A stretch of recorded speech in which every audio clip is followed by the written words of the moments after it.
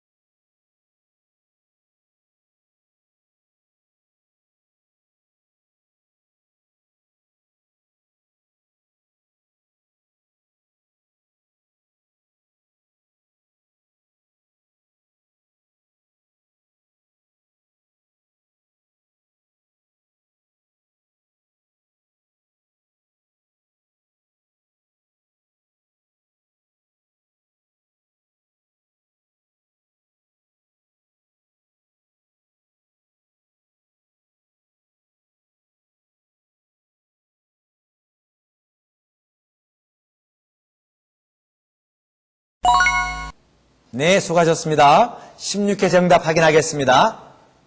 함께 보죠. 1번 9가지, 2번 11개, 3번 1485, 4번에 2, 5번에 2, 6번 4시 55분, 7번 58일, 8번 최대 75%, 최소 38%, 9번에 72, 10번 133가지. 해서 보겠습니다. 1번입니다. 정육면체 면에 색칠을 해서 다른 것과 구별하고자 합니다. 색칠하는 면의 개수는 관계가 없는데요. 돌리거나 뒤집어서 서로 달라야 됩니다. 이런 방법으로 서로 다른 정육면체는 모두 몇 가지를 만들 수 있을까요? 하는 문제죠. 먼저 한 가지 색을 칠해서는요. 한 개밖에 만들 수 없죠. 한 가지는 모두 칠하면요. 두 가지 색은 두 개를 만들 수 있죠. 세 가지 색은 두 개고요. 네 가지 색 두 개, 다섯 가지 색은 한 개고요. 여섯 가지 색 한 개. 따라서 전체적으로는 9가지의 다른 정육면체를 만들 수 있습니다. 여러분 색칠하면서 면을 돌렸을 때 모두 같은 것으로 하니까 뒤집어도 서로 달라야 되고요. 색칠하는 면의 개수는 관계없으면서 구별하는 방법 9가지입니다. 2번 문제입니다. 영재는 똑같은 빈 깡통을 한 줄로 세워놓은 다음 같은 바둑알 50여 개를 빈 깡통에 골고루 나눠 넣는데 그중 한 개는 넣지 않습니다. 그리고 학교를 갔습니다. 그 사이에 비전이가 바둑알을 한 개씩 꺼내가지고요. 빈 깡통에다가 넣은 다음에 다시 뚜껑을 닫고 새롭게 줄지어 놓았습니다. 집으로 돌아온 영재는 통들을 살펴보았지만 누가 깡통과 바둑알을 만졌다는 것을 알아차리 못했다. 즉 다시 말해서 처음에 영재가 배열했던 깡통과 똑같은 모양이었다 그런 얘기죠. 깡통은 모두 몇 개일까요? 문제의 조건으로부터 영재가 처음에 배열한 깡통들을 보면 빈 깡통은 한 개 있어야 되겠죠. 이것을 우리가 A라고 합시다. 비전이가 건드린 다음에도 빈 깡통이 한 개 있다는 걸 알 수 있죠. 이걸 B라고 하죠. 그러면 깡통에서 한 개를 모두 꺼내서 집어넣었으니까요. 빈 깡통 B가 나오려면 처음에 영재가 넣어줬던 깡통 중에 바둑알 한 개가 들어있는 깡통이 한 개 있어야 되겠죠. 그 다음 또다시 비전이가 넣은 다음에 바둑알 한 개가 들어있는 깡통이 있으려면요. 두 개가 들어있는 깡통이 있어야 되겠죠. 이와 같이 생각해보면 영재는 각 깡통마다 바둑알을 한 개씩 차이 나도록 집어넣었다는 것을 알 수 있죠. 그러므로 영재가 통해낸 바둑알의 개수는 0부터 1, 2, 3, 4, 5, 6 이러한 바둑알을 집어넣었으면 알 수 있겠습니다. 그런데요. 영재가 몇 개의 바둑알을 집어넣었다고요? 모두 50여 개의 바둑알을 넣었으므로 0부터 시작해서 9까지 더하면 45고요. 0부터 시작해서 10까지 더한 값은 55예요. 물론 0부터 시작해서 11까지 더하면 66이죠. 그런데 바둑알 50여 개가 되려면 두 번째 배열이 맞는 거죠. 그러므로 깡통은 몇 개 필요하죠? 11개죠. 그러므로 정답은 깡통 11개 되겠습니다. 3번 문제입니다. 한 변의 길이가 1인 정육각형을 이용해서 이와 같은 모양으로 규칙적으로 배열했습니다. 그러면 30번째 나온 도형의 모든 변의 길이의 합, 다시 말하면 모든 변의 개수는 몇 개인가 하는 거죠. 왜? 한 변의 길이는 1이니까요. 첫 번째 몇 개 변이 있죠? 6개군요. 두 번째는요, 육각형 몇 개입니까? 3개죠. 제일 위에가 하나고 그 밑에 2개니까요. 6 곱하기 1 플러스 2 한 다음에 중복된 것은 한 개씩 3번 나오죠. 3 곱하기 1 하면 15개의 변이에요. 세 번째는 육각형이 1 더하기 2 더하기 3 6개고요. 3개씩 중복되는 것이 3군데 나오죠. 그렇죠. 위에 하나, 밑에 2개. 따라서 3 곱하기 1 플러스 2. 이와 같은 규칙으로 생각해 보면 네 번째는 6 곱하기 1 플러스 2 플러스 3 플러스 4에서 마이너스 3 곱하기 1 플러스 2 플러스 3이잖아요. 따라서 30번째는 이와 같습니다. 그러므로 전체 변의 개수는 몇 개죠? 1485개. 즉 변의 길이의 합은 1485가 되겠습니다. 4번 문제입니다.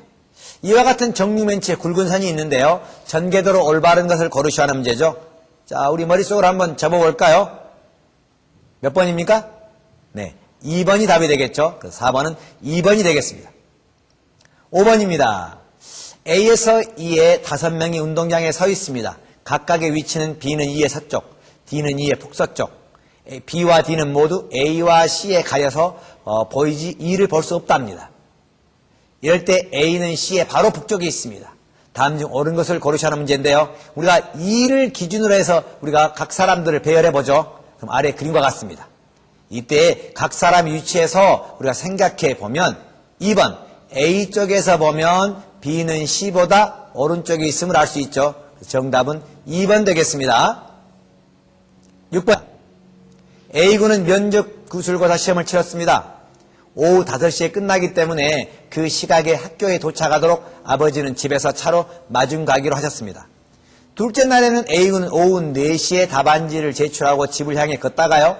도중에 아버지의 차를 만나서 집으로 돌아왔더니 첫째 날보다 10분 일찍 집에 도착했습니다. A군이 도중에서 아버지를 만나는 시각을 구하는 문제죠.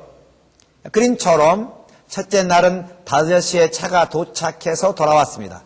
둘째 날은 가다가 4시에 A군이 출발해서 중간에 만났습니다. 그리고 10분 먼저 빨리 집으로 돌아왔습니다. 이 10분을 보면 둘째 날 시험장에서 걷다가 차를 만난 거리를 첫째 날은 차로 왕복했죠.